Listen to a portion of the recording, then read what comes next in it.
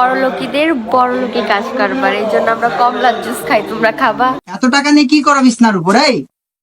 এটাই হচ্ছে সেই লোক যে টাকার উপরে ঘুমায়। তার মাসিক ইনকাম হচ্ছে 2-3 লাখ টাকা। সে করেন না কোনো কাজ কাম, তারপর লাখ লাখ টাকা ইনকাম হয় প্রতি মাসে। তার পেশা একটাই, সে বউকে নিয়ে পাগলের মতন করে নাচানাচি।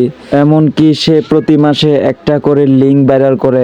এখনো তার একটা লিঙ্ক আছে, যে লিঙ্কটা এখনো বর্তমানে সোশ্যাল মিডিয়াতে একটা জনপ্রিয় কন্টেন্ট হিসাবে চলতেছে। বড়লোকিদের বড়লোকি কাজ কারবার, এই জন্য আমরা কমলার জুস খাই। তোমরা খাবা? চলে আসো।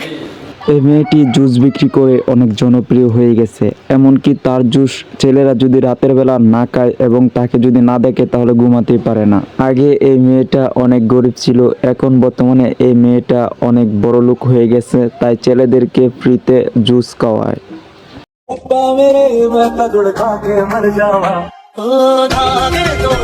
এদেরকে বলা হয় এক ধরনের বোকাচোদা টিকটকার।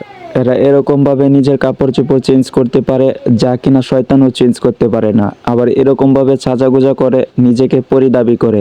আসলে তারা পরি হতে গিয়ে শয়তান হয়ে গেছে, এটা তারা আয়নায় দেখেও বুঝতে পারে না। বাসায় বসে বসে বইয়ের গুলামি করার রাস্তায় খুব পাটপুট নিয়ে চলো, তাই না? পাগল পাগল, বইয়ের সেবা করলে বইয়ের গোলাম হয়ে যায় নাকি?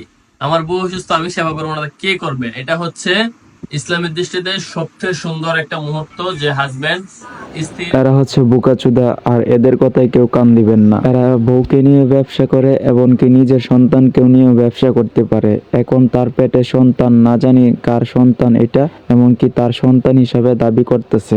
আসলে তাদের মাথায় নাই কোনো মগজ। তারা বউকে নিয়ে নাচানাচি করে, এমনকি নাচানাচি করতে করতে হঠাৎ করে পা পিছলে পড়ে যায়। এখন বউয়ের পেট ফুলে গেছে।